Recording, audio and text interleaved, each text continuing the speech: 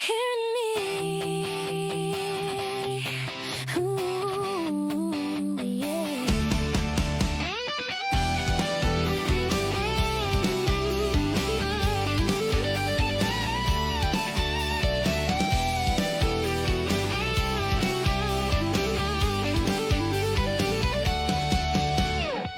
All my fears, all my worries, and my cares, I place it in your hands.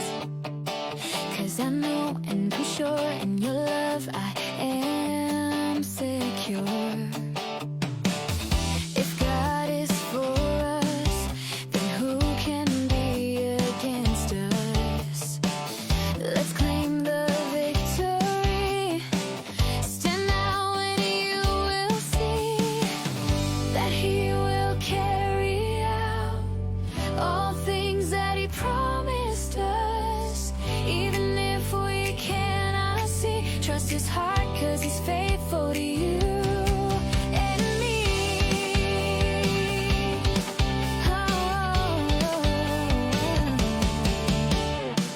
All my dreams, all my plans, and my hopes, I place it in your hands.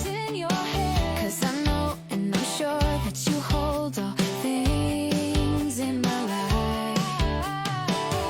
If God is for us, then who can be against us? Let's claim the victory. Stand now and you will see He will carry us to the place that He has called us. Even if it's hard to see, He's making a way for you and me. If God is for us, then who can be against us? Let's claim the victory. Stand now and you will see that God is for us and He is not against us. He has won the victory for us and the world to see that He will carry out all things that He promised us. Even if we cannot see, trust His heart 'cause He's faithful to you and me. He will carry us to the place that He has called us. Even if it's hard to see, He's making a way for you and me. He will carry us to the place that He has called us. Even if it's hard to see, He's making a way for you and me. That He will carry out all things that He promised us. Even if we cannot see, trust His heart 'cause He's faithful to you and me. He will carry us to the place that He has called us. It's hard to see, He's making a way for you and me. And me. Ooh, yeah.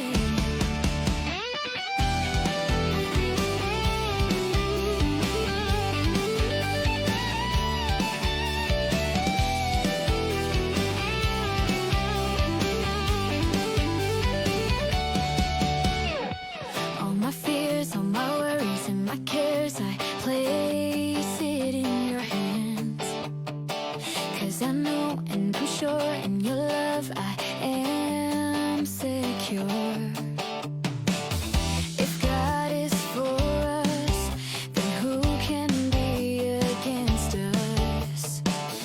Let's claim the victory. Stand now and you will see that He will carry out all things that He promised us. Even if we cannot see, trust His heart 'cause He's faithful to you and me.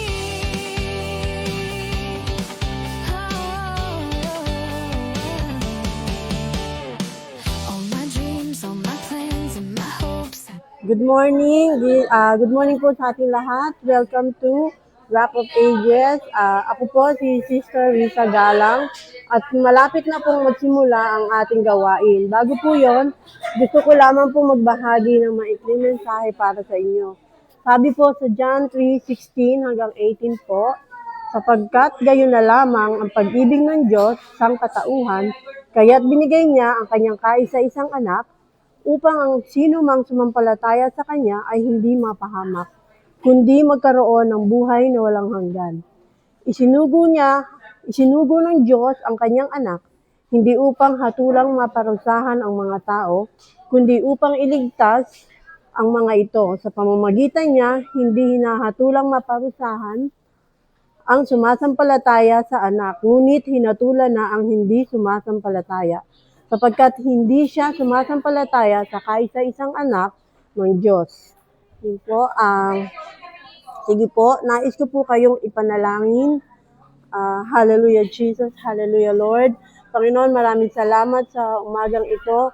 Patuloy nga, O Lord, na abutin mo ang mga taong ito, Panginoon, at patuloy na mabuksan ang kanilang mga kaisipan at puso, O Lord, at maging Diyos kanila sa kanilang mga buhay. Maraming salamat, Panginoon. Ito po ang aming dalangin sa pangalan ni Jesus. Amen. Kung meron po kayong mga prayer request, i-comment nyo lang po at para sa maipanalangin po ng mga online intercessor mamaya sa oras ng altar call. At huwag nyo din pong kalimutang mag-SRCT, share, react, comment, tag, and testify para po mas madami ang mapagpala ng ating gawain. So, stay tuned po and let's worship together to the Lord. Amen. At maitaas ka, Panginoon, sa buhay namin, Panginoon. Lord, dalangin namin sa umaga na to, Panginoon, na ma-encounter ka namin, Panginoon. Maranasan namin yung presensya mo, Panginoon. At dalangin namin na maibigay namin yung the best namin para makapagbigay ng kaluguran sa pangalan mo, Panginoon. Maraming salamat po, Panginoon. Ikaw yung madakila, Panginoon, sa oras na to, Panginoon. Sa oras po na to, sige po, sabahin natin ang ating Panginoon. Lord, we praise your name, O Lord God. We worship you, O Lord Jesus.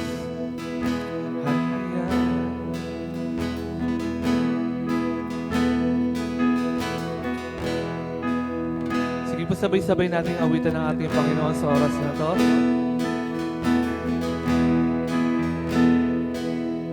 Proclaim your awesome power.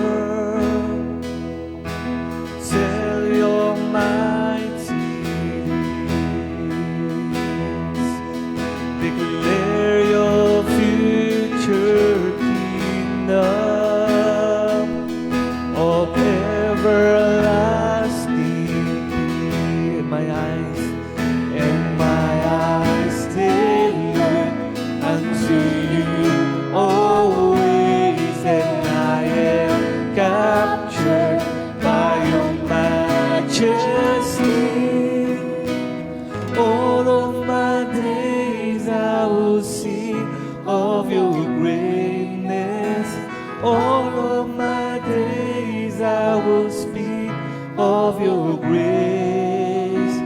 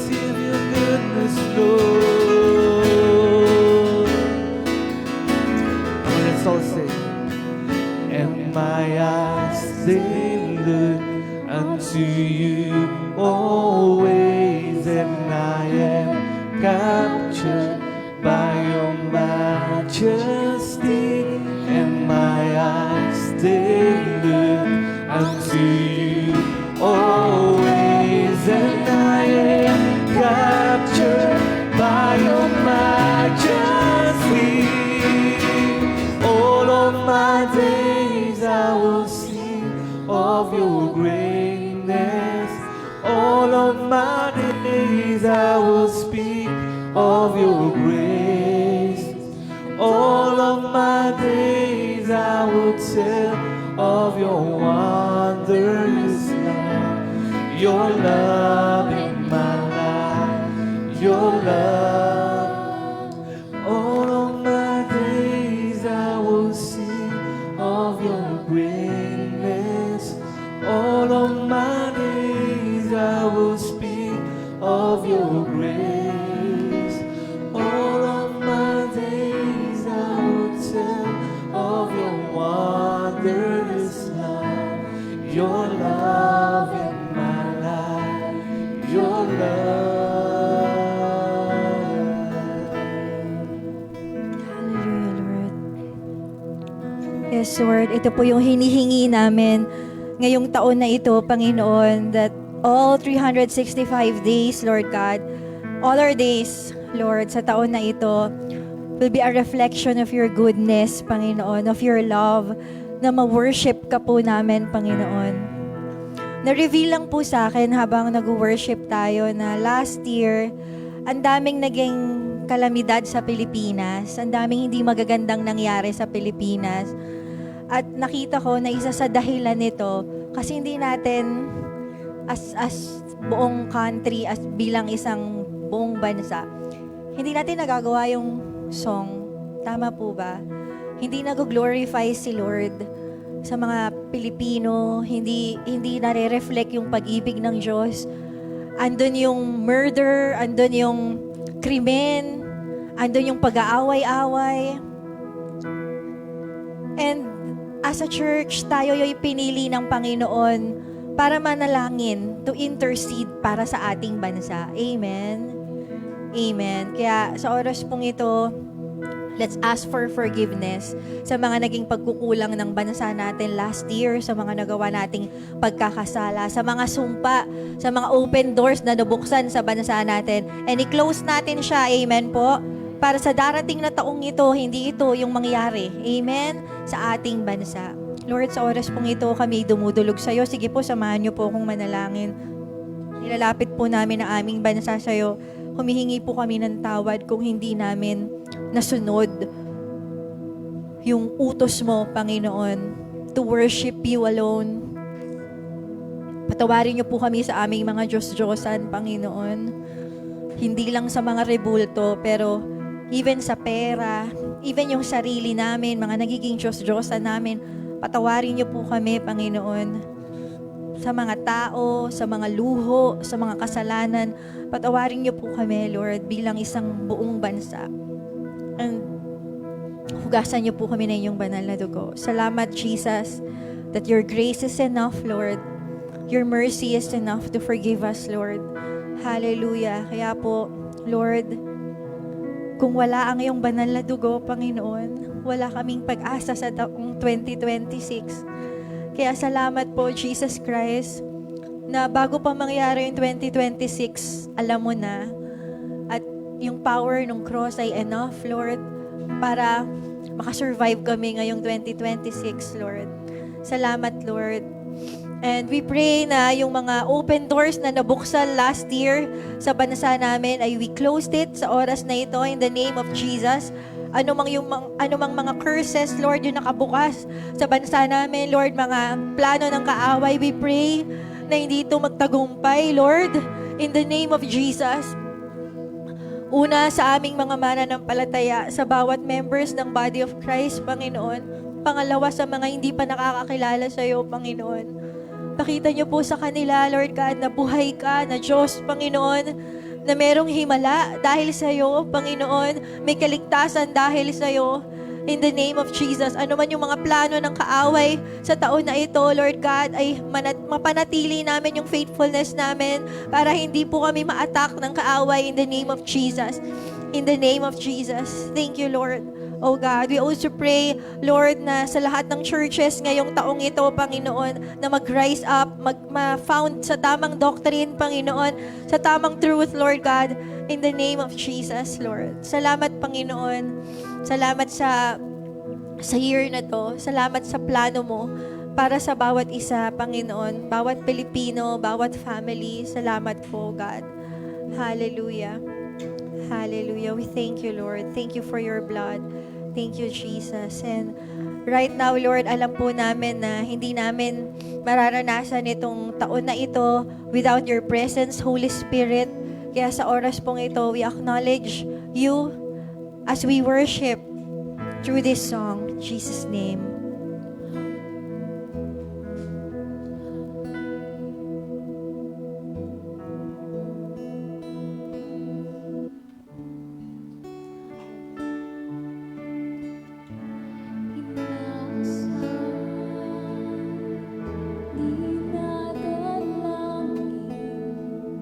Ang iyong pagsama ay manatili.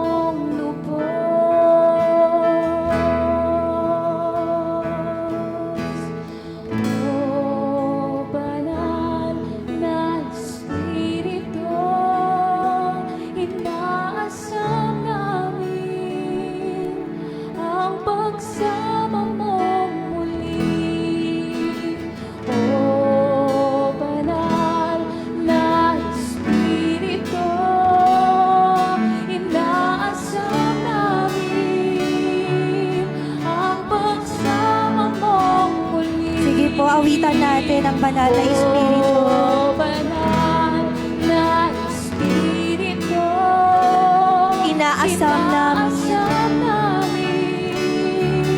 ang pagsama mong muli. Oh, banal na Espiritu, inaasam namin. Holy Spirit.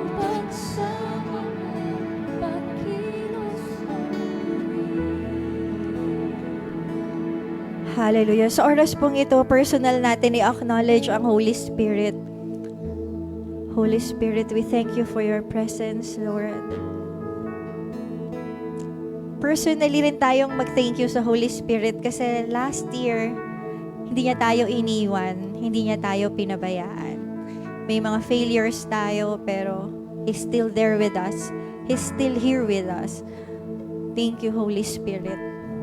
Sa mga times na sinubok tayo, siya yung nagpalakas sa atin.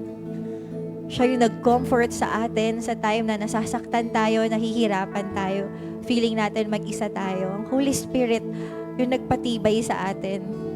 Salamat po, Holy Spirit. Thank you, Holy Spirit. And right now, Holy Spirit, enlighten us with your word. Gawin niyo pong maliwanag ang iyong mga salita, Panginoon. Ang salita ng Panginoong Jesus. Ipakita niyo po sa amin yung kagustuhan ng Diyos na maging matagumpay kami ngayong taong ito, Panginoon. At makita rin namin kung ano yung leading mo sa prayer and fasting, kung ano yung gusto mong ipagawa sa amin.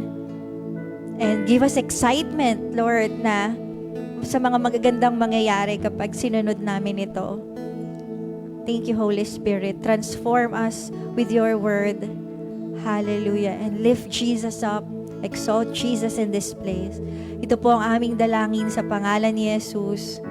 Amen. Ayan, sige po, tayo ay makakaupo na. Tayo po ay dadako sa mensahe ngayon. Nagulat ba kayo? Ako yung speaker. Ayan, hindi ako usually nagtuturo ng prayer and fasting, no? Pero since this is first Sunday, ako po ay yung nasa harapan. Move forward na lang po tayo. Parang madaming wala, no? Madaming wala. Nasaan yung iba? Ba't wala? Nasa bakasyon. Ayan. Okay, so sige, tayo po tayo at kamayan po natin ang bawat isa. Blessed First Sunday! Ayan. Blessed First Sunday sa atin. Tamang-tama nandito tayo. Praise the Lord. Sa mga nasa online po, hello. Ayan, lalo na sa mga nasa mga first-timer.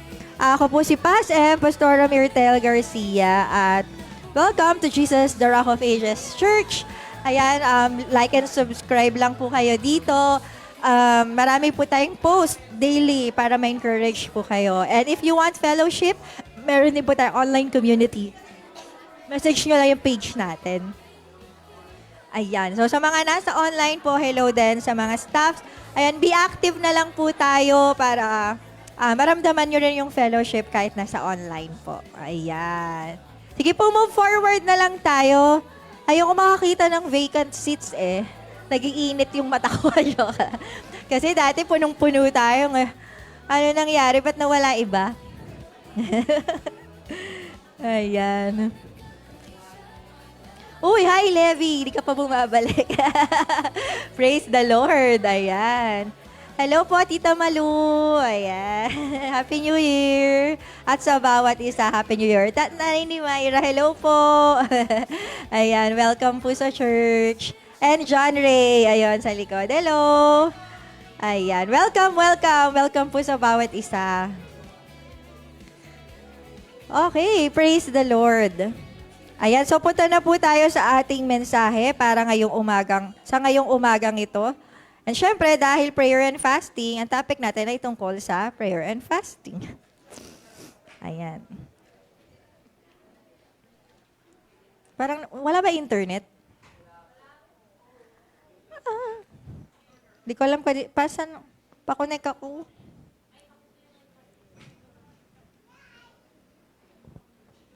Ito na lang muna gagamitin ko. Ayan. Okay, so ito po yung mensahe natin. Next slide please po. Ayan, introduction. Ano ang New Year's resolution mo ngayong 2026? Ba't nangiti ka? Ano ang New Year's resolution? Sige nga. Meron ba? Ano daw, ate? Denise? Matapos yung Bible. Wow, oh. Ayan, dito tayo sa kabila. Ano po ang ano natin? Manatiling maganda. Given na. Ano po? New Year's resolution. Maging humble. Ano po? Good health. Ayan. Mag-diet. Exercise. Matulog ng maaga. Ano pa ba, ha? Huwag magpupuyat. Magtrabaho ng mabuti. Mag-aral mabuti sa mga youth. Tama. Maging mabuting ina. Maging mabuting ama. Ayan. Yan yung mga New Year's resolution natin. Sino ang sinali sino may numbers? May numbers ba kayo? Ayan. Ang tanong, sino sa inyo kasali yung fasting sa New Year's resolution? Wow, talaga. Nice. Ala ko wala eh.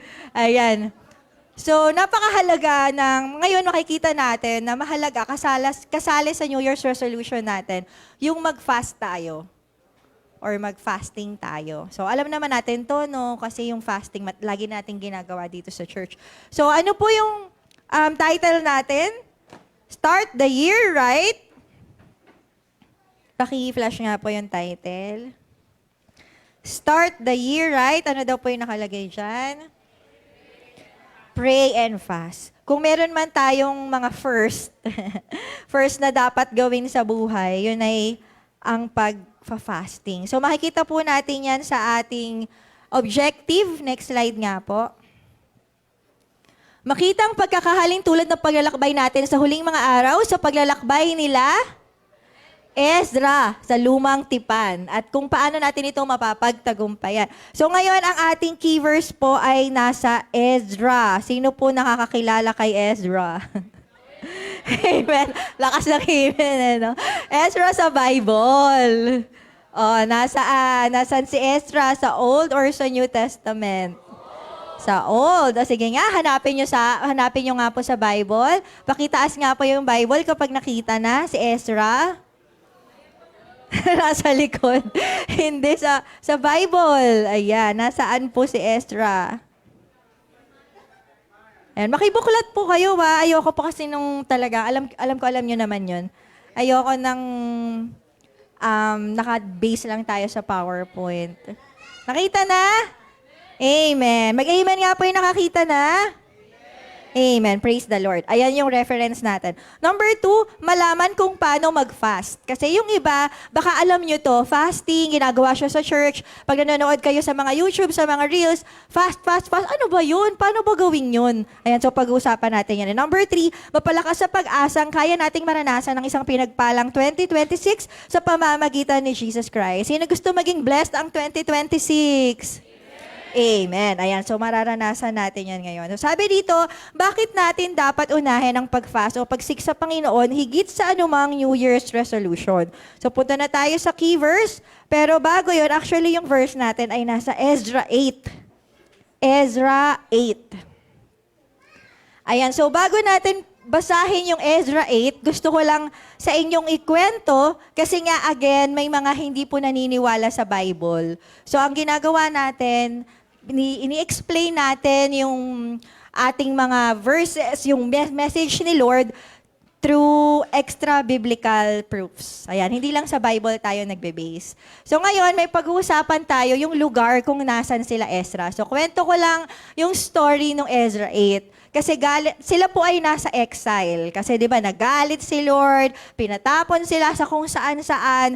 Ngayon, nung nasa Babylon sila, binigyan sila ng King of Persia ng freedom na bumalik sa Jerusalem para i-rebuild yung temple. Kasi nawasak yung templo sa Jerusalem. Naiintindihan niyo ba ako? Ano daw po nangyari sa templo?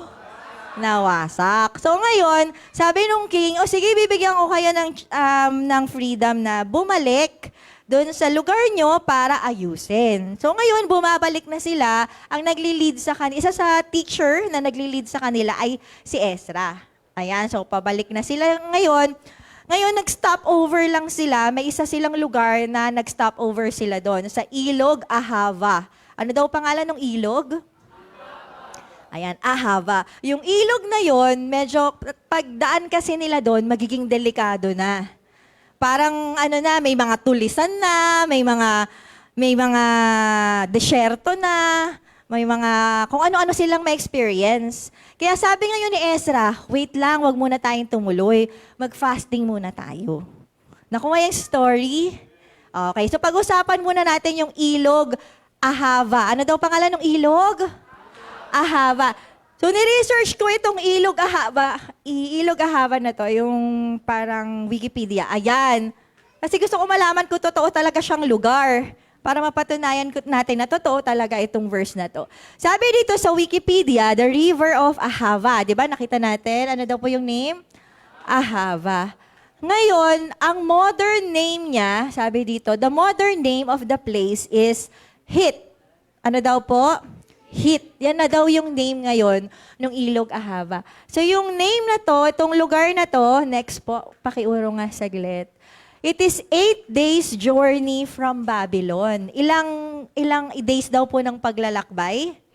8. So mula sa Babylon, 8 days naglakbay sila papunta dito sa Ahava or sa Hit. And then, bago sila makarating sa Jerusalem, sabi dito, the distance from Hit to Jerusalem is 618 miles. O diba? Ang haba ng journey nila. Tama ba? Nahabaan ba kayo? Amen. So ngayon, nasaan tong lugar na to? Ngayon pala, wala ng Ilog Ahava. Kasi nga napalitan na siya ng name. Naging Hit na siya. At alam niyo ba kung nasaan ang Hit? Nasaan? Sa Pilipinas? Nasaan ang hit? Tingnan niyo po ito. Next slide. Hindi ko pala na-copy-paste yung ano niya. Next slide na po. Yung may picture ng, ayan, yan na siya ngayon. Hit ang tawag dyan. At yan ay nasa Iraq. Yes. So, imagine niyo nag-stop over muna sila sa Iraq. Ganon. So, syempre, anong meron sa Iraq? Hanggang ngayon pala, no? Delicates dun sa lugar na yon. So, yan yung story. O, ngayon, basahin na natin para ma-imagine natin ng malinaw yung verse.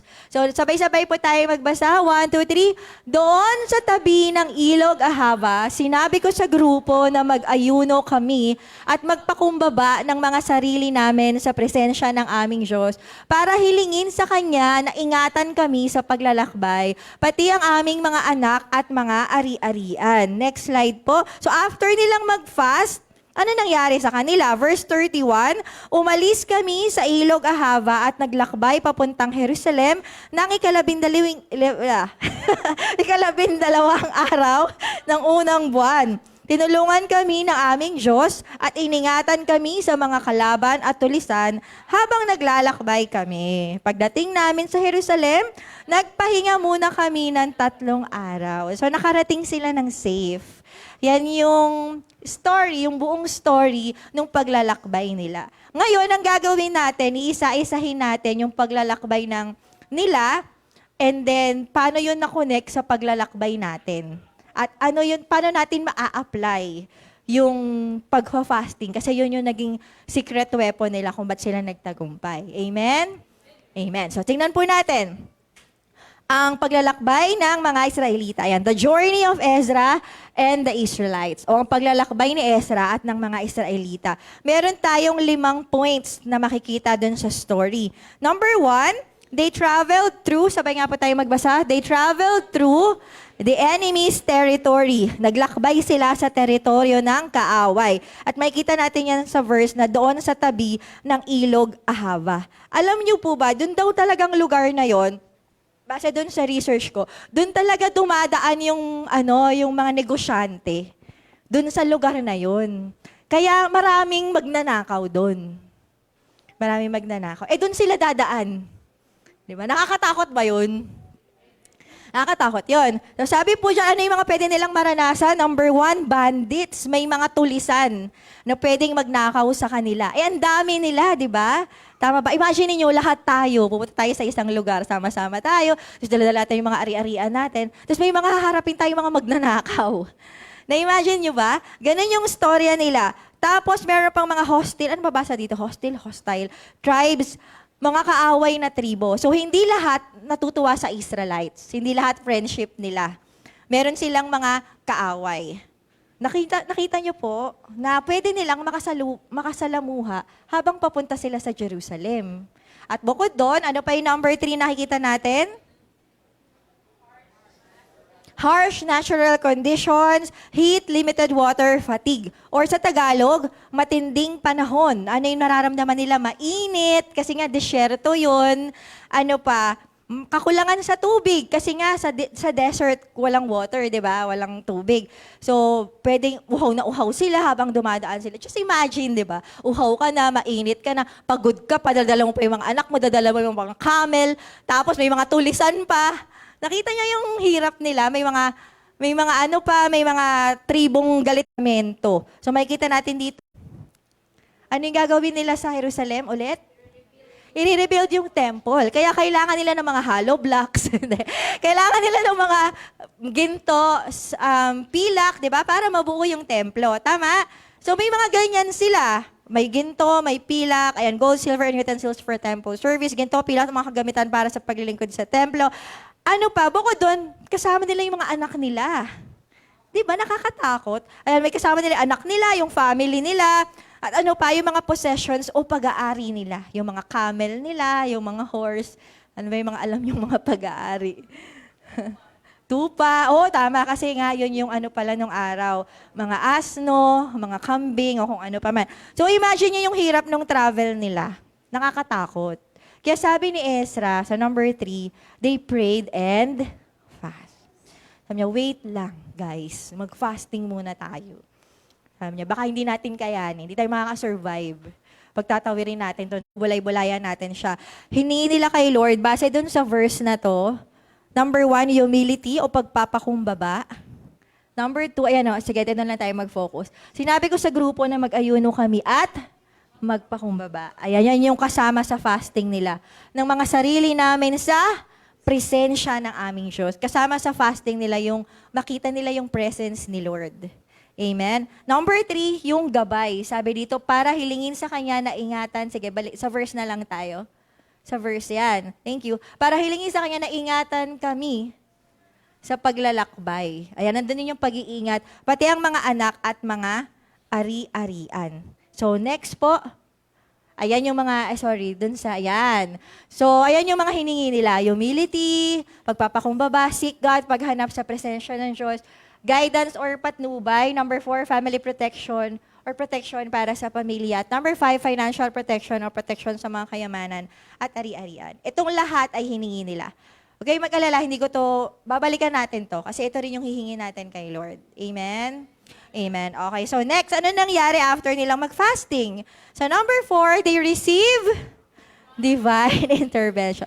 Uy, ako lang gumawa nito baka imagine niyo totoo yan. Hindi po, parang yan po ay to show yung protection ni Lord sa kanila. Nakita nyo may mga ganito Ayan, may mga tulisan, pero hindi sila nagalaw.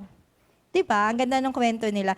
Sabi dyan, tinulungan kami ng aming Diyos at iningatan kami sa mga kalaban at tulisan habang naglalakbay kami.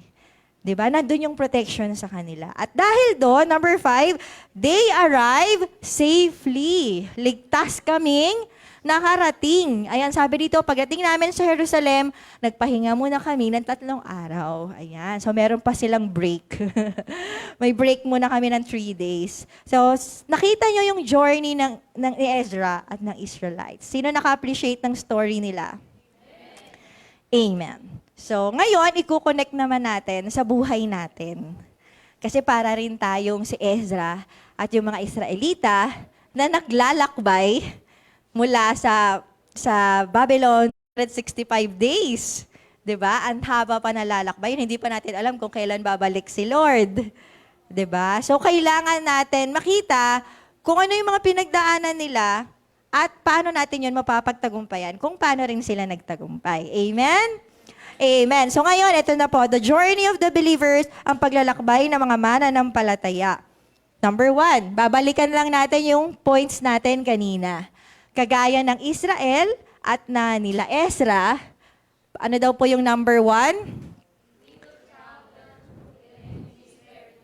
Ayan, maglalakbay tayo sa teritoryo ng kaaway. Naniniwala ba kayo na ang mundo ay teritoryo ng kaaway?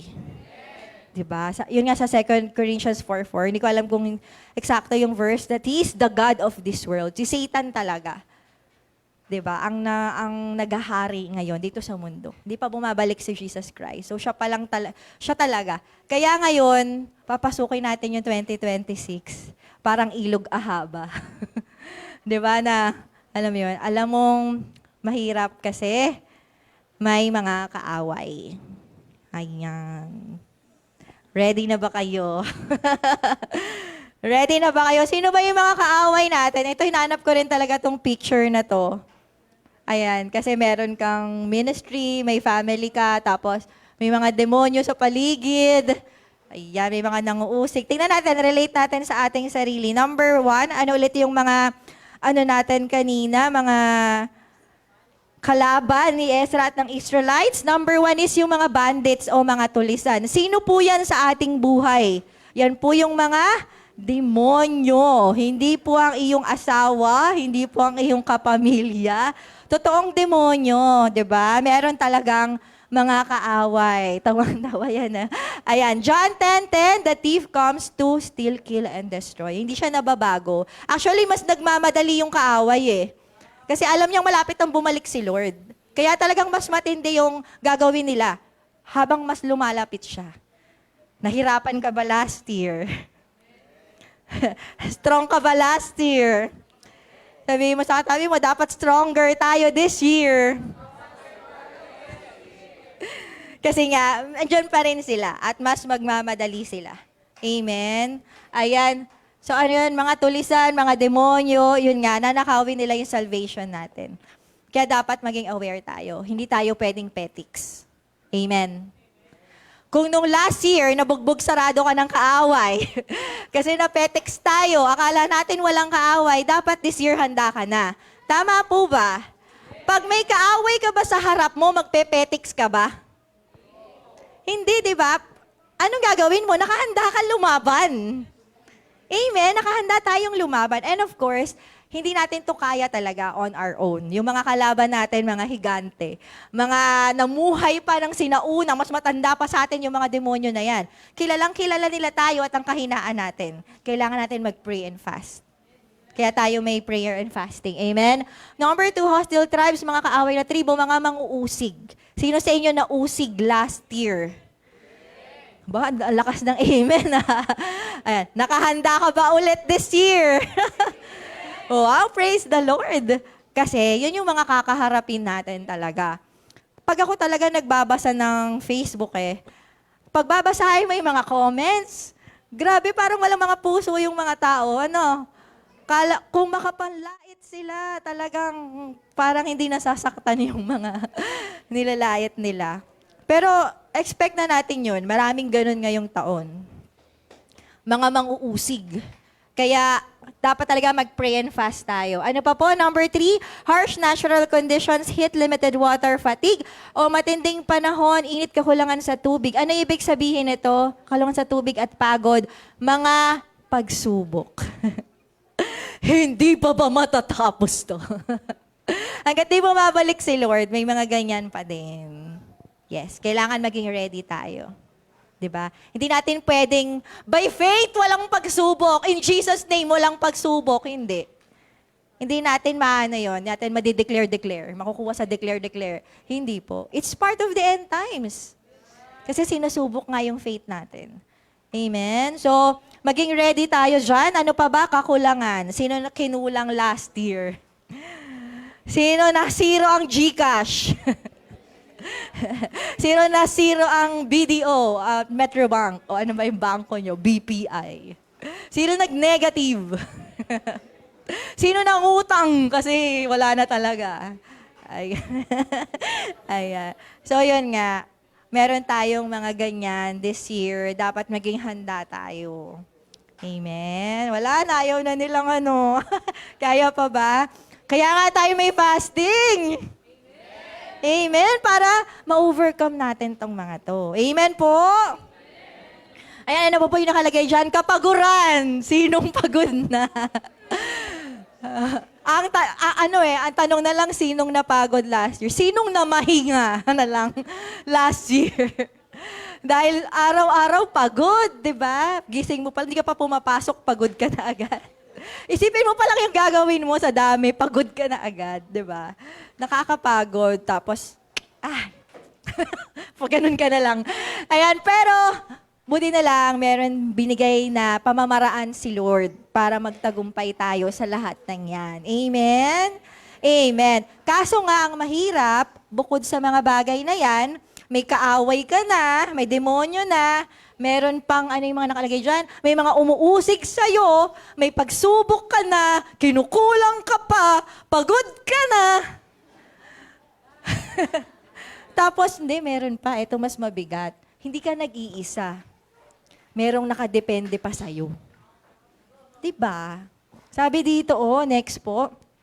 Number 2, we have valuable cargo. May dala tayong mahalagang kargamento. Kagaya ni Ezra at ng Israelites, may dala-dala rin silang mahalagang kargamento. Sa ating mga believers, ano yung mahalagang kargamentong dala-dala natin? Next slide po. Sabi nga, di ba, gold, silver, and utensils for temple service, ginto, pilak at mga kagamitan para sa paglilingkod sa templo. Ano to? Ito yung mga kakayanan para makapaglingkod tayo sa church. Ano ibig sabihin nito? Dala-dala natin yung church. Di ba? Kasi gusto natin yung mga tao makakilala kay Lord. Gusto natin yung mga tao manatili kay Lord. So we have to serve. Pagod ka na. Kinukulang ka na. May pagsubo ka na. May ministry ka pa. Nagli-lead ka pa. Nagko-core group ka pa. 'Di ba? Nakita natin. Ano pa po? Children and families. May anak ka pa na mabait, na hindi makulit. Ha? May pamangkin pa. May apo pa. May mga kapamilya ka pa na mababait, na umaasa sa'yo. 'Di ba? Ang hirap. Ano pa? May mga pag-aari ka pa, may trabaho ka pa, na kailangan mong i-maintain dahil kung hindi, mawawalan ka ng trabaho. 'Di ba? May pag-aaral ka pa na kailangan mo makagraduate. 'Di ba? Ang hirap niya. Kaya, kailangan yung number 3. Ano yung number 3? Pray and fast. Ano daw po ulit yung number 3? Pray and fast. Kaya kailangan talaga nating mag-prayer and fasting. Ako po personally talagang isa to sa pinanghahawakan kong power na pinagkaloob ng Diyos sa bawat Kristiyano para maging matagumpay sa kahit na anong pinagdadaanan. Prayer and fasting. And kaya dito po sa church natin, every month we pray and fast. Hindi ito para magmalaki na naka-fasting kami. Hindi ganun eh. Pero we acknowledge the power ng pagpapakumbaba sa harap ng Panginoon at paghingi ng presence niya para maging sensitive tayo. So, meron po akong ipapanood siguro sa inyo. Nasa prod na, ayan, sige. So ito, sinento sa akin ni Sarah actually. Nakuha ko lang siya doon sa pinapanood ko na sinend niya sa akin. Isa siyang link ng isang dating satanista, isang dating church leader ng Church of Satan. At sinabi niya yung power ng prayer and fasting. Even against sa mga kaaway. Bakit makapangyarihan yung prayer and fasting? Galing to mismo sa dating satanista. Inuulit ko, ano ba yung dating satanista? Nasa power sila ng kaaway. Amen? So, makapangyarihan sila. Pero sa kanya mismo nang galing kung gaano ka-powerful yung prayer and fasting. So, panoorin po natin ito.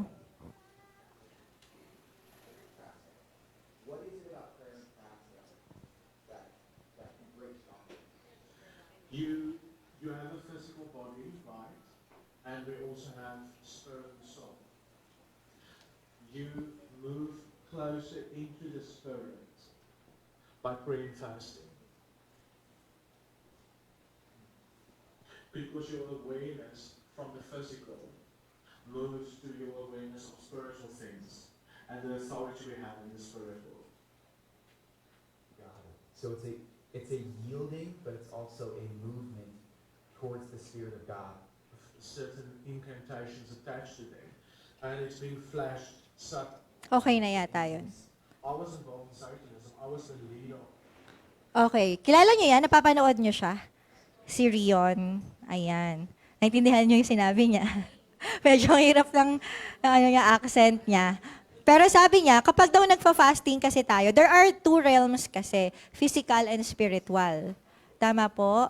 Itong mga nakikita natin, physical to. Pero merong spiritual. Yung spiritual, hindi natin nakikita, pero meron. Nandun yung demonyo, nandun yung anghel, nandun yung Diyos. Totoo silang lahat. Pag nagpa-fasting tayo, nagiging sensitive tayo sa spiritual. Nakuha po natin. Pag nagpa-fast tayo, mas nakikita natin yung spiritual. Kaya ganun yung nangyari sa kanila, Ezra at mga Israelita. Nakita nila yung power ni Lord. Mas nakita nila yung power ni Lord. Mas nakakilos si Lord sa kanila. Mas nagkaroon sila ng faith dahil nag-fasting sila. Ganun din sa atin. Alam niyo po sa atin kung bakit minsan nakukulangan tayo ng faith. Kasi sobrang naka-in-tune tayo sa physical. Laging ang attention natin nasa mga bagay sa mundong to. Tama? Nasa trabaho, nasa family, wala namang mali. Pero kaya nga tayo nagfa-fast para maging sensitive tayo sa spiritual. Amen? Hindi natin alam, binubugbog na pala tayo ng kaaway. 'Di ba? ganyan lang tayo, hindi natin alam, kinakaltok-kaltukan na pala tayo ng kaaway. Hindi natin nakikita kasi hindi tayo sensitive sa spirit. Nakuha po natin. Kaya ngayon 2026, again, may kaaway, may tulisan, ay may mga usig, may mga pagsubok, may mga kakulangan. Pero kung sensitive ka sa spiritual realm, ano mangyayari sa'yo? Makikita mo kung nasan yung kaaway, maiiwasan mo. Amen? May mga manguusig sa'yo, mapoprotektahan mo yung puso mo. Amen po?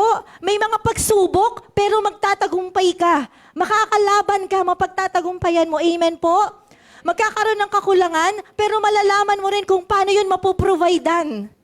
Mapapagod ka, pero lalakas ka pa rin. Amen? Kapag sensitive yung spirit natin sa spirit realm through prayer and fasting. Nakikita po natin? So, ano po yung mga dapat nating hingin sa Lord? Kagaya ng hiningi nila. Number 1, humility, pagpapakumbaba. Amen? Bakit? Kasi last year, naging mayabang tayo. Yan, sad to say, kumilos tayo nang wala si Lord. Marami tayong desisyon na hindi natin hiningi sa Diyos, yung kanyang opinion, o kung ano yung gusto niya, yung will niya. May mga bagay tayong ginawa na gusto lang natin, hindi naman gusto ni Lord. Tama po ba? Kaya dahil doon, naging mali-mali ang naging direksyon natin. Nawala tayo kay Lord, nalayo tayo sa Kanya. Kaya ngayon, one of the things na kailangan nating hingin is humility. Maging mapagpakumbaba. Ano ibig sabihin ng pagpapakumbaba? Ibig sabihin, ina-acknowledge natin yung Diyos na mas matalino kesa sa atin. Amen po? Ina-acknowledge natin, Lord, ayokong gumawa ng desisyon na hindi mo sinabi sa akin. Ayokong pumunta sa isang lugar na hindi mo naman ako pinapapunta doon. Ayokong gawin to para sa pamilya ko nang wala akong direksyon mo. Nakuha po natin, yun yung humility. Yun yung pagpapakumbaba. Amen po? Amen. So yan yung dapat nating hingin kay Lord. Pangalawa, seek God. Hanapin natin yung presence ni Lord. Amen. Sino sa inyo nakaranas na ng presensya ng Diyos? Amen. Gusto nyo ba yun araw-araw? Amen. Alam niyo, sabi sa Jeremiah 29:13, if you seek the Lord with all of your heart, you will find Him. Hindi siya madamot. Kung gusto mo araw-araw, kung gusto mo oras-oras, ibibigay niya yun sa'yo. Amen. Kaya isik natin yung presence ni Lord. Amen po. Number 3, guidance, patnubay. Ano ba yung mga desisyong gagawin natin sa buhay? Magne-negosyo ba tayo o magtatrabaho? Anong negosyong papasukin natin? Saan tayo papasok na school? Yung mga ganong bagay, tama po? Maraming desisyon sa buhay kailangan nating gawin. Sa ministry, aatinan ko ba to? Papasok ba ako dito? Nakuha po natin, ang daming desisyon. Pero pag si Lord ang mag-guide sa atin, makakasiguro ka na magiging maganda yung tatahakin mo. Imagine ko lang yung si Ezra at yung mga Israelites. Parang papunta sila sa Jerusalem. Tapos sinasabi sa kanila ni Lord, uy, wag dyan, may tulisan dyan. Dito tayo. Ay, dito tayo. Na-imagine nyo po, nandun yung guidance kung saan mas better na daan. Amen? Sabihin mo sa katabi mo, wag na tayong kung saan-saan pumupunta. Alam mo yung na-experience yun ng pumunta sa isang lugar na hindi nyo alam, tapos wala kang Google Map, hinuhulaan mo lang. Diba? Sabi dito daw, ganito daw yun, ganyan. Eh ako masusunod, yung nag-aaway-aaway na. Kaliwa kanan, hindi, diretsyo. Nagkakagulo. Saan na nangyari? Naliligaw. Diba? Kasi walang guidance. Eh sino ba nakakaalam ng Google Map ng buhay? Si Lord. Diba? Amen? Amen. Kaya hingin natin yan kay Lord. Pangalawa, ay pang-apat, ito po, 4 and 5, mas i-detail po natin ito next week tsaka next week. Kasi ito talaga yung sinabi ni Lord sa akin as pastora for ROA. Family protection, ito yung gusto ni Lord, family restoration. More on families. Next week yan. Pag-uusapan natin yung families. And then, yung next week, finances. Yan din yung pag-uusapan natin. Paano mas magkakaroon tayo ng breakthrough? Paano mas ma-maintain yung finances natin? Yun din yung gusto ni Lord para sa atin. Excited? Excited na kayo dito? Amen. So, elaborate natin yan. Pero ngayon sa fasting, syempre, hingin natin yung family protection. 'Di ba? Tama ba?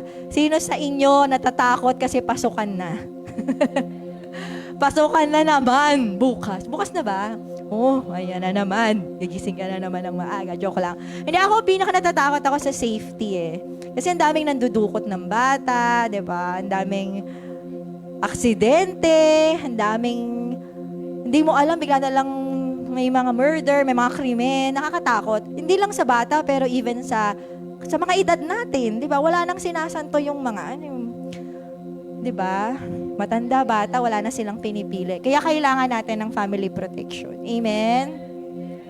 Ay, sorry. And also, yung financial protection. Kasi isa yan talaga sa tina-target ng kaaway. Alam niyo po ba, sino po sa inyo, the more na gusto mong mag-serve kay Lord, the more na nawawalan ka ng pera. Hindi yan aksidente. Alam niyo kung bakit? Yan yung tina-target ng kaaway. Kasi pag wala kang pera, ano gagawin mo? Magtatrabaho ka. Dagdag, overtime, di ba? So instead na nagpe-pray ka, instead na ginagawa mo, magsaserve ka kay Lord, nawawalan ka. So ang choice natin is, punan yung kawalan. 'Di ba? Pero ito hingin natin kay Lord. Protection na ni Lord. Huwag niyang galawin. Huwag galawin ng kaaway yung finances natin. Amen? Amen. So next po, at kapag ito'y ginawa natin, yes! Sino gusto yan? We will receive divine intervention. Makakatanggap daw tayo ng banal na tulong. 'Di ba? 'Di ba naalala niyo sa kwento ni Ezra at ng Israelites? Hindi sila nagalaw ng kaaway. Sino gusto this year, hindi ka magagalaw ng kaaway? Amen. Anong gagawin natin?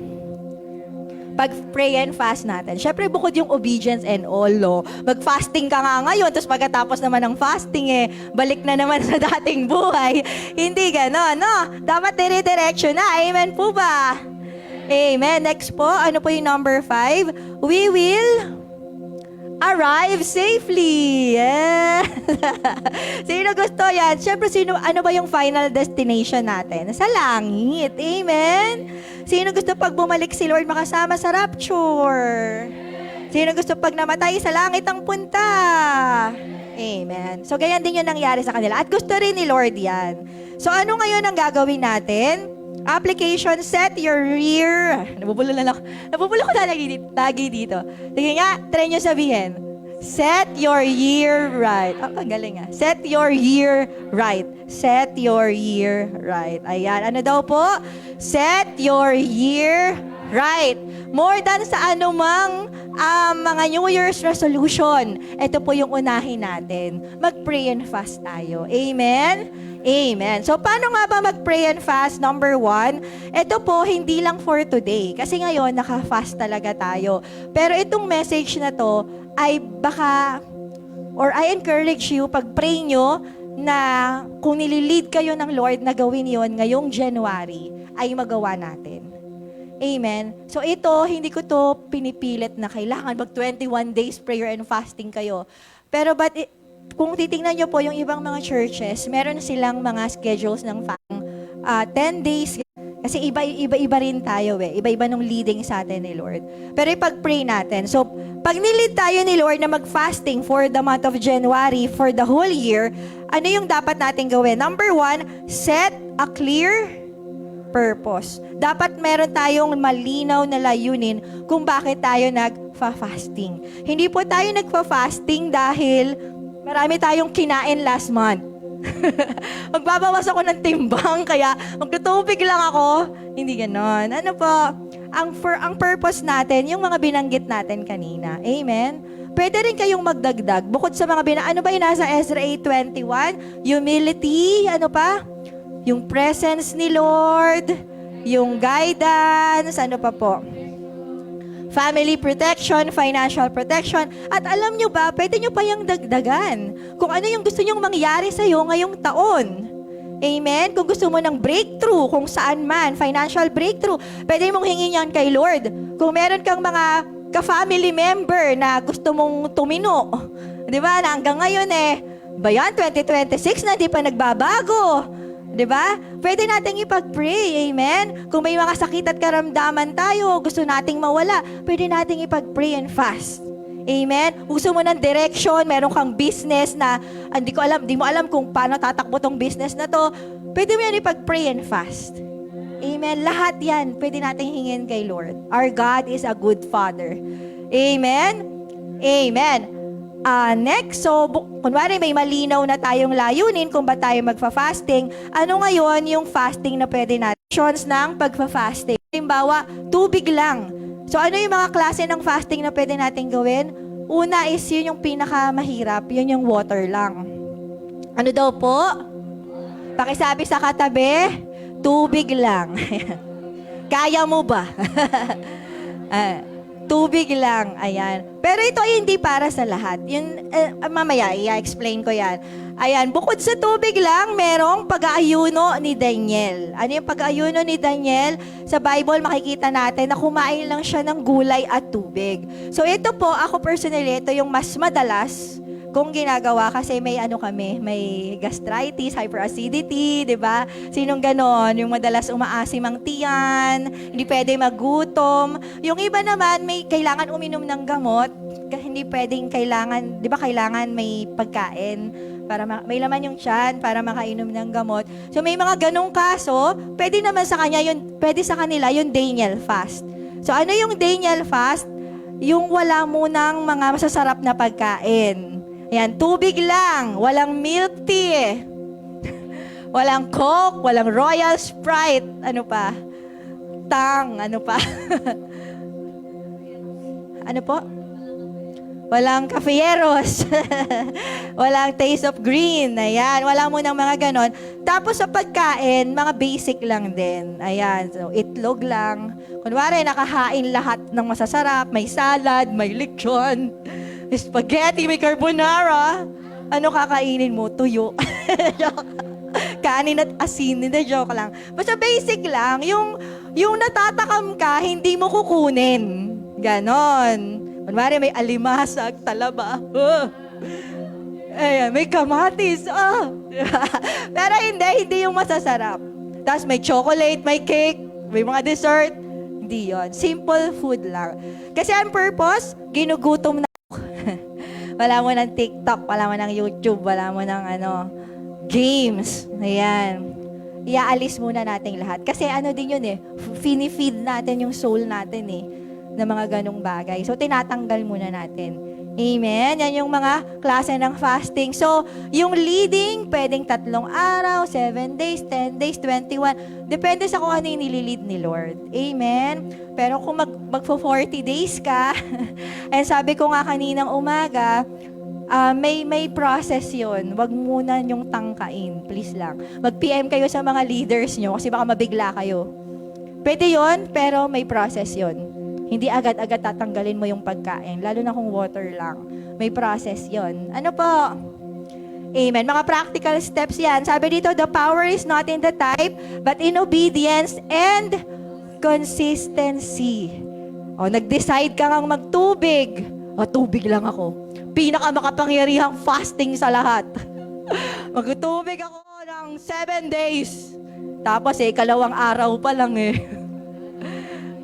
Uy, may pansit canton. Wala na.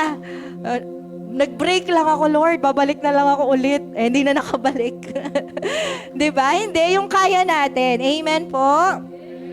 Sabi naman dyan, hindi naman sa type. Diba? Ay, ano lang ako, Daniel fast, hindi siguro powerful. Hindi naman ganun si Lord Amen? Nire-recognize naman niya yung mga limitations natin. Ang mahalaga, ginagawa at sinusunod natin siya. Amen po? Amen. Okay, next. Ayan. At kasama rin po ang pagsisisi sa ating mga kasalanan. Siyempre, sabi ko nga kanina, nag-fasting ka nga, tapos pagkatapos nun, uminom-inom ka na naman, nag-yosi-yosi ka na naman, nonsense lang, ano, hindi rin siya mangyayari. And number 4, sa pagtanggal nun, ano yung ginagawa natin? We replace food with prayer and the word. Amen po, lumakas yung spirit natin. Amen? Amen. Ayan. So as our conclusion, let us start our year, right? Sabi dito, yung Tagalog na lang. Simulan natin ang ating taon ng tama. Mag-ayuno tayo ngayong Enero upang maranasan natin ang pagpapakumbaba, ang pagsama ng presensya ng Diyos, ang kanyang patnubay at ang kanyang pag-iingat sa ating pamilya at mga ari-arian. Kagaya ni Ezra sa pamamagitan ng kapangyarihan ni Jesus Christ. So ito pasadahan ko lang ng konti. OT na ako, pero ito kasi yung pinakamaganda sa lahat. Si Jesus Christ, dinaanan niya lahat yan. Mahirap gawin yung fasting, mahirap itaguyod yung 2026. Pero kung makikita mo na dinaanan siya ni Jesus Christ at si Jesus ay nasa'yo, magagawa mo siya. Alam niyo po yung 5 points na yon, dinaanan din ni Jesus. Sabi sa number 1, di ba? He traveled through the enemy's territory.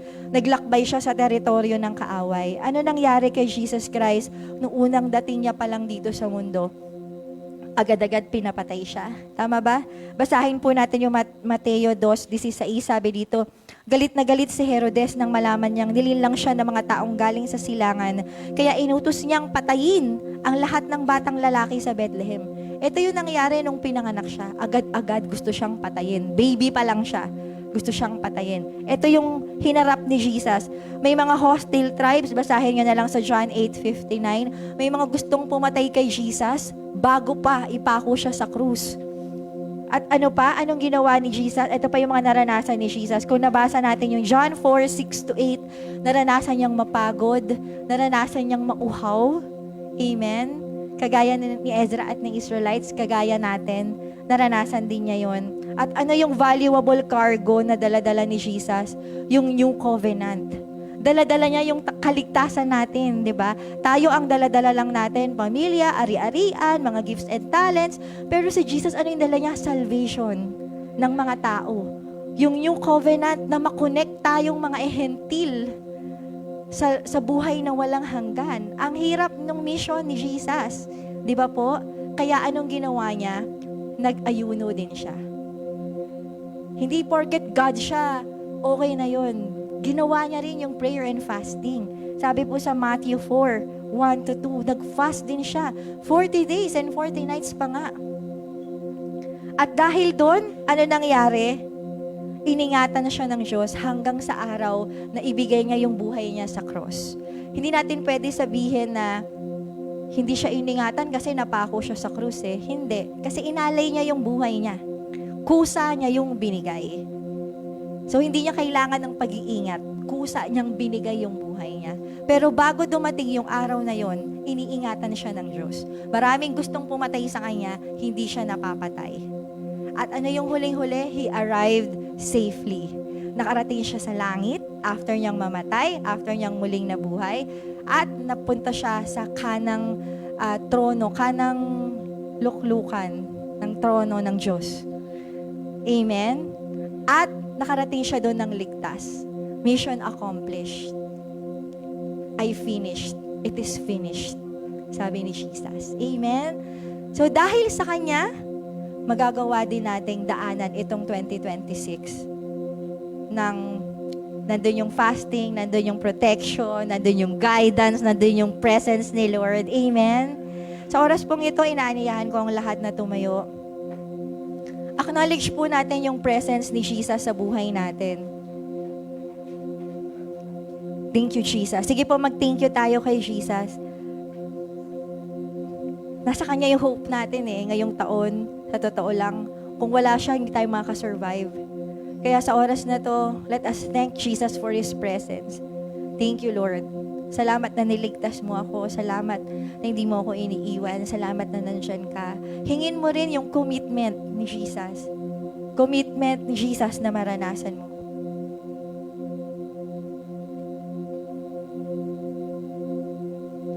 Sige po, hingin natin yung presence ni Jesus. Yung commitment ni Jesus. Lord, tulungan niyo po ako na makapag-fast. Sa oras pong ito, let's ask also for wisdom kung nililid ba tayo ng Lord na mag-fasting. Tanong natin si Lord. And ipapahayag niya yan either sa mind natin, sa heart natin. Lord, nililid mo ba akong mag-fast?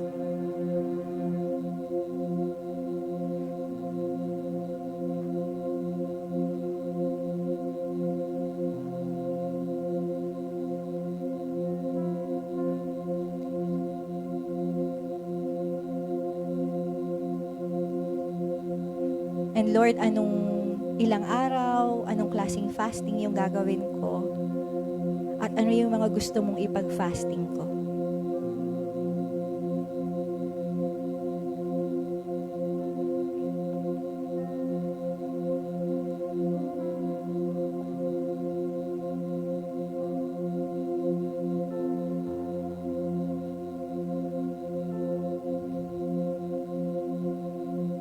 Thank you, Lord. Pagpe-pray ko lang po kayo bago tayo tumungo sa pagpe-pray para sa mga concerns natin. Father God, salamat, Panginoon, na binigay mo sa amin itong weapon na to, itong prayer and fasting, Lord. Sabi mo nga, may mga kaaway na hindi lumalayas without prayer and fasting. So, thank you, Lord, for giving this church, Lord, the opportunity to pray and fast with you, Holy Spirit. Salamat po, Panginoon. Lord, sa lahat ng nagko-commit na mag-fast, Panginoon, I pray yung pagsama mo, yung maka-endure sila, yung consistency and obedience, Lord, para magawa nila ito. I pray na patuloy kang mag-reveal sa kanilang buhay, Lord, na mga bagay na gusto mong gawin sa kanila sa taong ito, Panginoon, para maranasan nila yung victory, yung protection mo, yung guidance and yung presence mo, Panginoon. Hallelujah, in the name of Jesus. I also pray, Lord, Holy Spirit, na ikaw ang mag-guide sa kanila, sa pagdaan nila, sa ilog Ahava, sa buhay nila, Panginoon. May mga harapin man silang pagsubok, may mga kakulangan man, may mga kapaguran man, may mga pag-uusig man, o meron mang mga kaaway na naghihintay. I pray for victory, Lord God. Kung paano naging victorious si Ezra at yung Israelites, kung paano naging victorious ka, Jesus Christ, I pray na maranasan din po nila yung victory na yon. Not by might, not by power, but by your Spirit in them. Lagi nilang maalala, Lord, yung mensaheng ito, yung message na to, Lord God, na limitado man sila, but you are limitless, and you are with them, Panginoon. Hallelujah. They can endure through you, through your strength, through your victory, through the cross, oh God. Hallelujah. Salamat po, Panginoon. Sa oras pong ito, tayo naman ay dadako sa pananalangin para sa mga concerns po natin. Ayun, maaari po ba tayong lumuhod bilang pagpapakumbaba sa pananalangin, sa pagdako po natin sa pananalangin sa mga hindi po kayang lumuhod, sa mga may edad po. Okay lang din naman po na hindi po kayo lumuhod. Pero kung kaya naman po natin, sige po, luhod po tayo. Sige po, tinatawagan po natin ang mananalangin para sa ating church goals and body of Christ. Tinatawagan po natin si Sister JD para pangunahan tayo sa panalangin.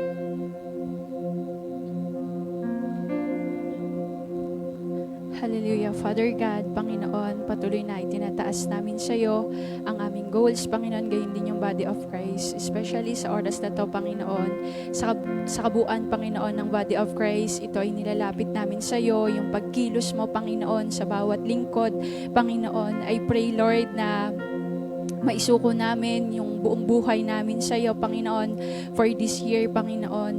And I pray, Lord, na talagang i-deny namin, Panginoon, yung bawat part, Panginoon, na body of Christ, i-deny yung sarili, Panginoon, at i-take up, Panginoon, yung cross na ibinigay mo sa bawat isa, in Jesus' name. And I pray, Lord, na talagang tayuan ng bawat isa, Panginoon, yung faith nila, Panginoon, yung faith namin sa iyo, Panginoon, ilaban namin ito, Panginoon, in Jesus' name.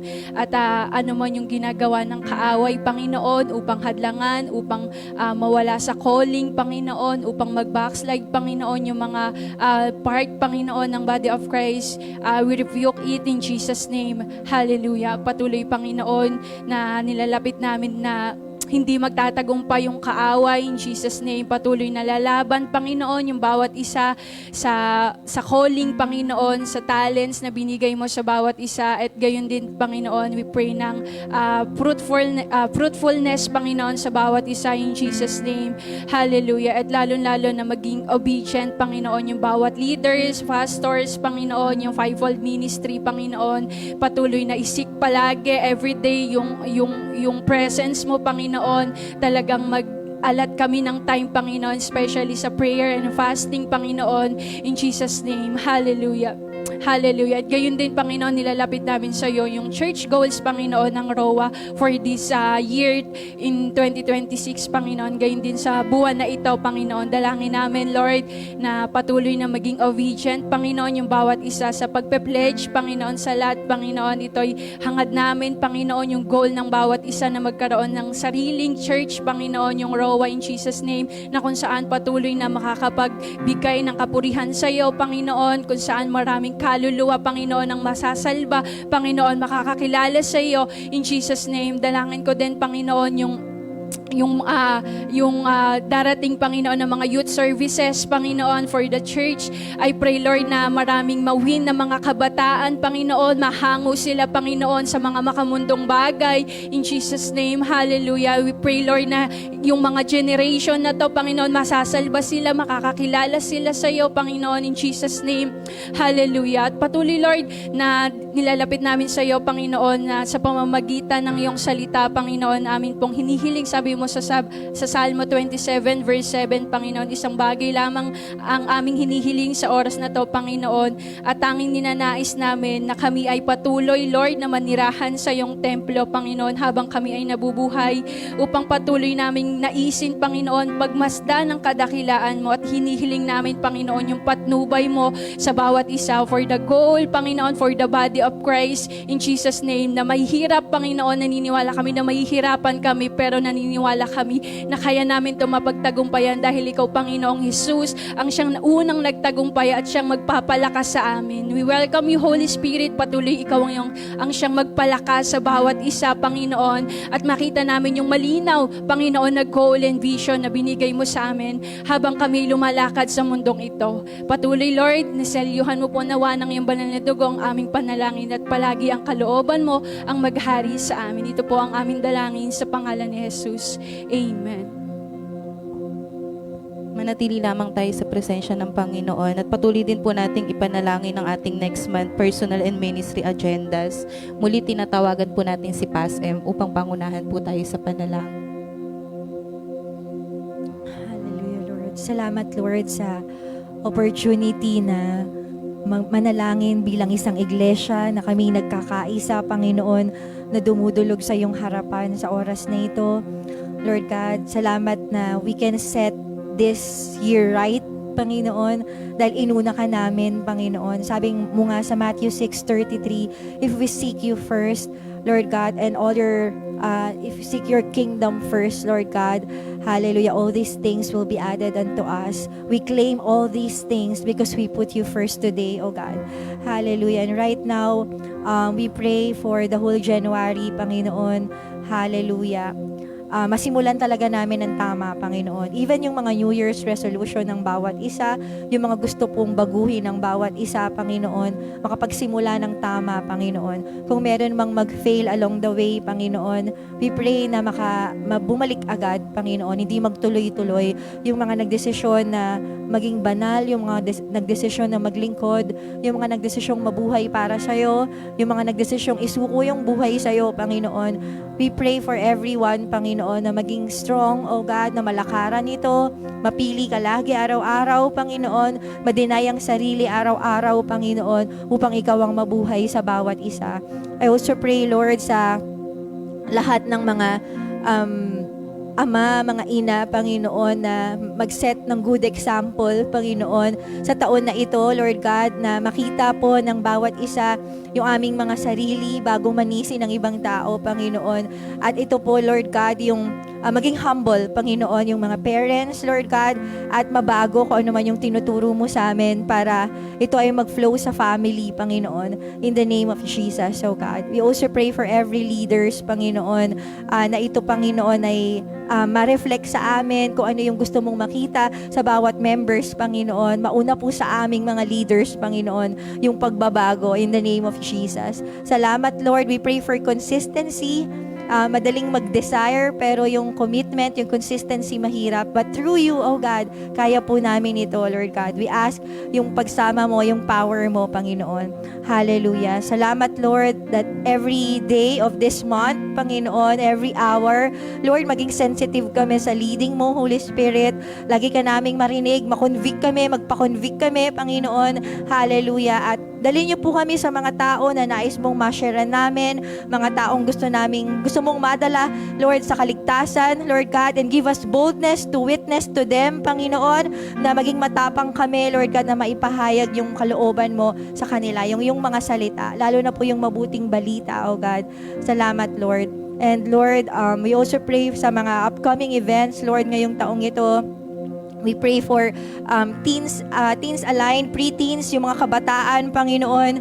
Hallelujah. We pray, Lord, na maging effective itong mga bagong services sa taon na ito, Panginoon, para malayo ang mga kabataan sa influence ng mundong to. In the name of Jesus, Lord, we pray na ngayon pa lang, we ask for your wisdom, Panginoon, sa mga mensahe, sa mga worship teams, Panginoon, sa lahat ng gaganap, Panginoon. Hallelujah, na nandun yung pagmi-minister mo sa mga kabataan ito. We pray for encounter with you, Panginoon. Hallelujah. We pray, Lord, na sa mga murang edad ng mga kabataang ito, Lord God, ay makilala ka nila, Panginoon, in the name of Jesus. Hallelujah. Pati po yung marriage seminar, Lord, dinadalangin namin na makatulong din po ito sa mga couples, Lord God, na nagkakaroon ng differences sa isa't isa, nagkakaroon ng pag-aaway, Panginoon, ng mga conflicts, Lord. We pray na itong mga events na to ay makatulong sa kanila para ma-maintain yung unity sa loob ng tahanan, maranasan ng family yung love mo, Panginoon. And even po sa mga encounters, Lord, na dire-diretso po may mga delegates po ngayong taong ito, Panginoon. Hindi sila mahadlangan in the name of Jesus, pati po sa mga nagde-destiny class. Hallelujah. Pati yung ibang mga events na nakalatag po ngayong taong ito.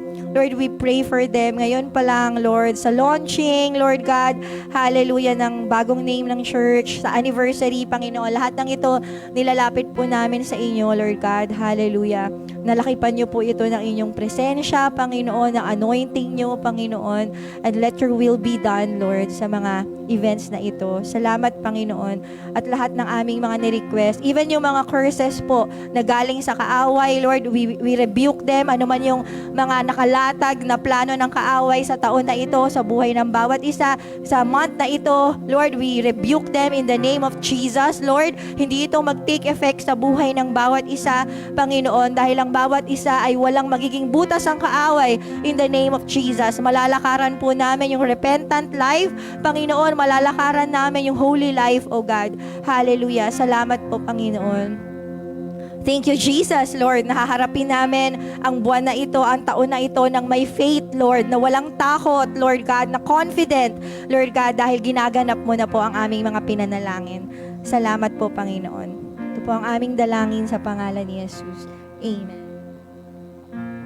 Makakaupo na po tayo. Ngayon naman po tayo po ay dadako sa rest in His presence or tinatawag na quiet time. So ngayon po, binibigyan po tayo ng pagkakataon na makausap yung Panginoon. Merong sasabihin po si Lord sa atin. Pwede po tayong mag-take down note kung ano yung mga revelation na sasabihin po ng Panginoon. Sige po.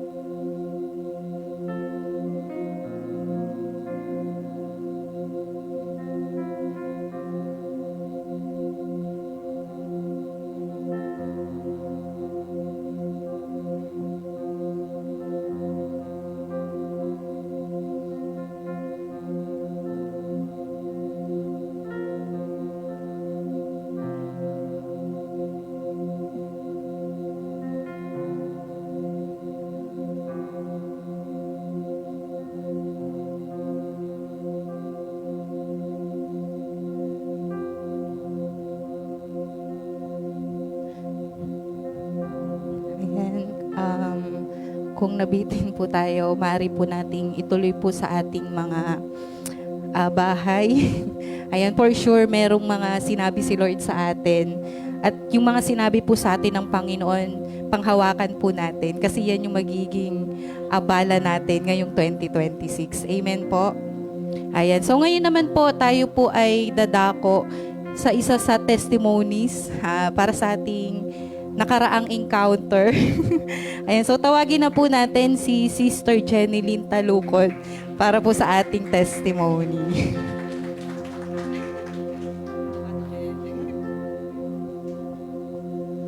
Good morning po sa lahat. Dinala po ako dito ni God dahil po sa kapatid ko kay JD. Nung una po, nung wala pa ako dito sa church na to, mabunga nga akong nanay. Lagi akong nagagalit sa mga anak ko. Sa asawa ko, lagi kong inaawa yung asawa ko. Lagi akong naghahanap ng ganito.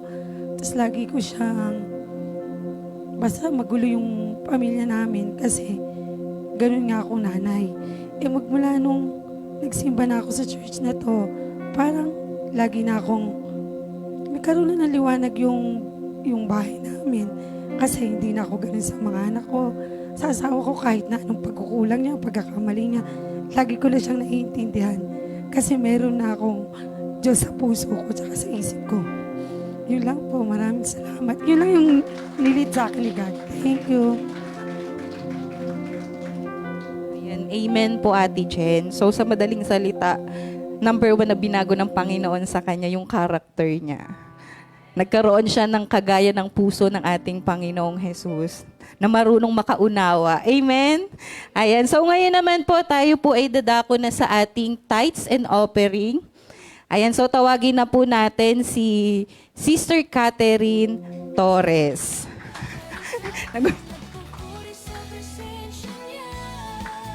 Ayan, good morning po sa bawat isa sa atin. So, nasa series pa rin po tayo ng Putting God First as our main goal for the next year, or yung tinatawag po natin na pagpa-first fruit. So, ano po ulit yung first fruit? Sino po nakakaalala? Ano po yung first fruit? Unang ani. Opo, yung pinakaunang sahod. So, yung first fruit po natin, for example po, ako ay ang aking sahod. Kunwari ako nagtatrabaho, no? Yung sahod ko ay every 15 and 30. So, yung buong kita mo po ng 15, yun po yung first fruit. Pag sa akin. Sa iba naman po, kung weekly po yung inyong sahod, may mga weekly rin po kasi, yung for the whole week na yon na sinahod natin, ng January po, January, yun po yung si Armay nakaganon sa akin eh. Sumasakit na ata yung ulo eh. Ayan, opo. So, yung first week na yon na pinagtrabahuhan natin at yung sinahod po natin, yun po yung first fruit ninyo. And sa iba naman po, for example, yung business, yung unang kita po ng business nyo for the month of January. Ayan. So, for example po, isang linggo lang, tas may kinita na kayo, yun po yun. First fruit nyo po yun sa business. Sa mga students naman, kala nyo ligtas, hindi, joke lang. Sa mga students naman po, yung first fruit nyo po is yung day 1, unang baon, unang araw ng inyong mga baon. So, ganun po yung first fruit natin. So, bakit ba natin to pinabibigay? Dahil lang ba gusto natin magkaroon ng maraming pera ang church? Hindi po. Ano po yung sabi dito sa Exodus 29 verse 13? Sabi po dito, ay 19 pala, naduding na ako. Exodus 23:19. Sabi dito, dadalhin ninyo bilang handog sa bahay ni Yahweh na inyong Diyos ang pinakamainam na unang ani ng inyong mga bukirin. Ayan. Yun lang, yung first part lang po na yun. Sabi po dito, when we bring our first fruit, we are not just giving the money, but we are dedicating our entire year to God. So pag binibigay po pala natin yung, ayan, so pag binibigay daw po natin yung first fruit natin, hindi lang tayo basta nagbibigay lang ng pera, pero yung buong taon na dadaan sa atin na i-journey natin, ay pinagkakatiwala natin sa Panginoon. Dinededicate po natin yon sa Panginoon. Amen po. Ayan, sabi dyan, may kapanatagan daw po tayo na anuman ang mangyari ay nasa plano at kalooban tayo ng Panginoon kung uunahin po natin siya. Amen po. So kahit na maraming mangyari man or may mga mangyayari in the future, magkakaroon tayo ng peace na lahat ng ito ay nasa loob ng plano ng Panginoon. Alam mong di kanya pababayaan kasi dinedicate mo yung buong taon na ito para sa Kanya sa pagbibigay ng ating first fruit. Amen po. Amen. Medyo masakit. Ayan. Masakit po ito talaga. Pero, ayan, opo, yun po yung sabi ng Bible. Ibigay, ayan, dalhin daw bilang handog ang pinakamainam na unang ani ng inyong mga bukirin. Ayan. So, sige po. Ito po, kung tayo po ay nagbigay ng first fruit, no, hindi na po yung kasama yung tithes nyo po doon. No? Yun na po yun. Kunwari, ngayong January, nagbigay po kayo. Ano na po yun? Yun ay rin yung pinaka-tithes nyo, no? For January, opo. And yun nga po, yung first fruit din natin, yung pinaka-net na po, no? Kasi hindi mo naman na makukuha yung mga nakaltas na sa'yo, eh. Di ba? Kunwari, may 10,000 na tax, yes. Ayan, na po, net na po yun. So, yun po, naniniwala ako na kapag ginawa natin yun, ibe-bless ka ng Panginoon, eh. Amen. Sabi din sa Bible, we cannot outgive God. May verse na ganun sa Proverbs. Hindi mo kayang i-outgive si Lord. Kung magkano man yung iaalay mo, i-dedicate mo para sa Kanya, kaya niyang palitan yun ng mas madami pang blessing. Amen? Amen po. Sige po, taas po natin ang ating mga kaloob. Ayan. Huwag lang po natin kalimutan lagyan ng pangalan, ng amount po, kung ito po ba ay ating tithes, offering, or first fruit. Indicate po natin.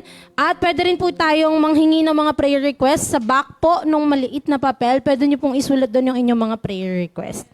Ayan. Sige po, tayo po ay manalangin. Hallelujah, Panginoong Diyos. Marami pong salamat sa lahat ng biyaya mo sa amin, sa lahat ng blessing mo. Lord, we acknowledge that all that we have ay galing sa'yo, Panginoon. Ikaw yung tunay na source, Panginoon, ng lahat ng mga pagpapala sa buhay namin because the earth is yours, O Lord God, and everything in it. And Lord God, I pray, Panginoon, na sa bawat isa, magkaroon kami ng puso na may pagtitiwala sa iyo, Panginoon, para sa darating na taong ito, ma-dedicate namin sa iyo yung unang ani ng aming mga bukirin, yung unang sweldo namin, Panginoon, hindi lang para magbigay, hindi lang dahil about sa pera, pero dahil dinededicate namin sa iyo at pinagtitiwalaan ka namin sa buong taon na darating sa buhay namin, Panginoon. We honor you with this, O Lord God, and naniniwala kami that we cannot outgive you, Lord, at naniniwala rin kami na mas pagpapalain mo pa po yung buhay ng bawat isa, O Lord God. Marami pong salamat. We give you all the glory in Jesus' name. Amen. Ayan. Makakalapit na po tayo sa harap. Ayan, sige po. Lapit na po tayo.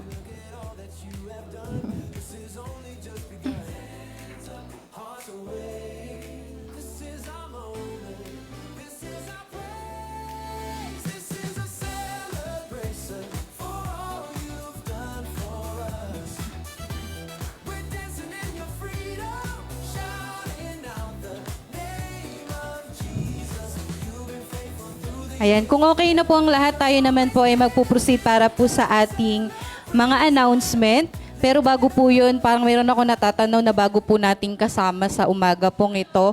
Dito po sa kabilang side, bago po ba siya? Ayan. Ano po yung pangalan niya? Second timer. Ayan, hello po. Ayan, hello din po sa bawat isa. Wala na po ba? Ayan, kay mother, na nandito yung mother ko po. Bagong attend ulit.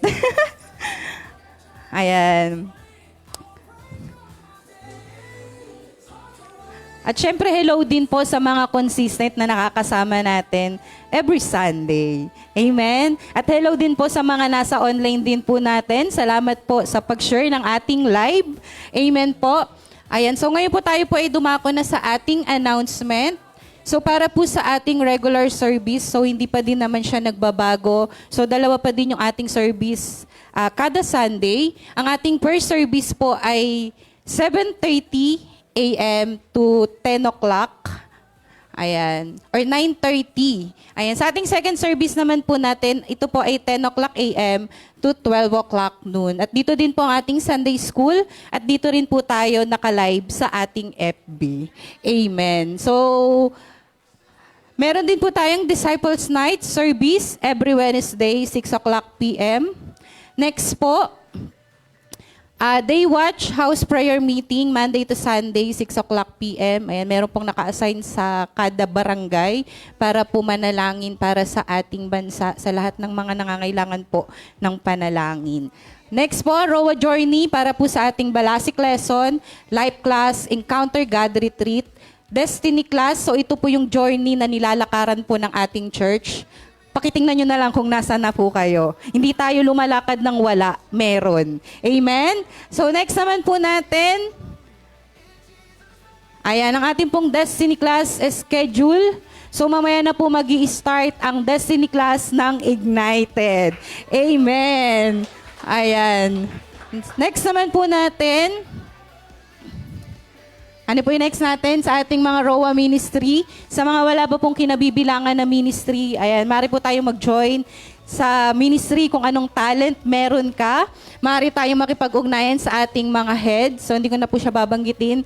Ayan, makipag-ugnayan na lamang po tayo sa kanila. Next naman po natin ay yung ating way to give para po sa mga nasa online. So paano po namin isesend ang aming mga tithes and offering or gusto po naming mag-pledge.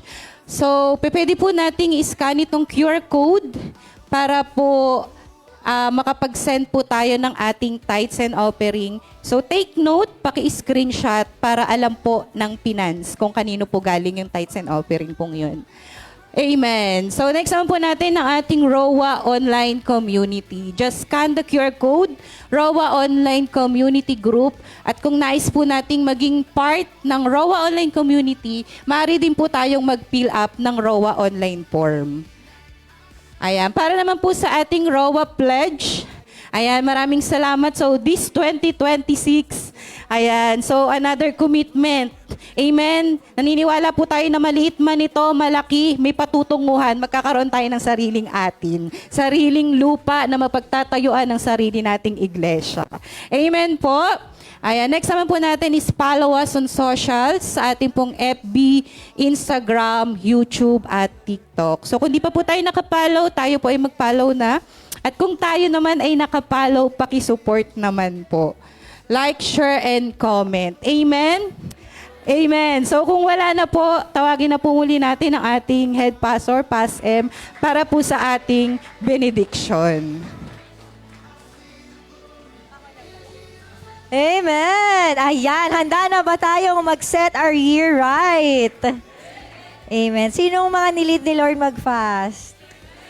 Wow, praise God. Ayan. So ano, siguro reminder lang, wag niyo ikwento, no? Kasi yung fasting, hindi po yan pinagmamalaki. Day 2 fasting. Naka-story pa eh.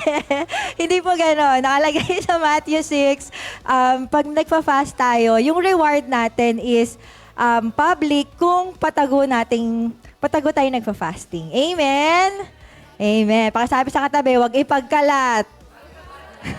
Secret lang natin yung fasting na yan. Amen? Amen. Siyempre, let's claim na yung bunga niya, yun ang pwede natin ipagkalat. Yung breakthrough, amen? Yung mga transformation. So, yun po. Sige, tayo lahat ay tumayo. At tanggapin po natin ang benediksyon ng Panginoon. May the Lord God Yahweh bless you and keep you. Make His face shine upon you and be gracious to you. Leave His countenance upon you and give you shalom. At ang pag-ibig ng Diyos at ang kapayapaang nagmumula kay Heso Kristo at ang pakikiisa ng banal na Espiritu. Kasama po namin sa aming online live service. Magandang umaga po sa inyong lahat. At dalangin po namin na marami po kayo natutunan sa aming messages na hatid po ni Pastora Myrtle. And ngayon po magbabasa po tayo ng mga inyong natutunan. Pwede nyo pong i-comment ngayon sa ating comment section. At ating isa puso at dapat sitwasyon sa ating buhay. Palaging kalooban ng Panginoon ang ating panatilihin sa ating buhay. Maraming salamat, Panginoon. Sa iyo ko lamang po pinagkakatiwala muli ang buong 2026. Patuloy lamang po ako manatili sa presensya mo. Amen. Thank you, Lord. Praise God sa buhay mo, Sister Marilyn. Maraming salamat sa ating buhay ng ating Pastora Myrtle na nagpagamit siya sa Panginoon na kung paano nating sisimulan ating 2026. Nakaka-bless yung ating message, di ba po? na binibigyan tayo ng direksyon ng Panginoon kung paano natin sisimulan at paano natin mapoprotektahan yung mga ating mga ari-arian, gayon din yung ating mga pamilya.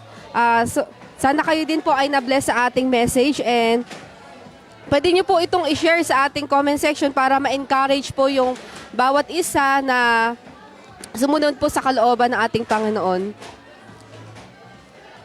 At kung gusto nyo po, kung may mga bago po sa ating live na mga believers, gusto nyo pa pong lumalim sa ating ating pananampalataya, pwede po kayo makipag-ugnayan sa aming online community. Makikita nyo po sila sa comment section.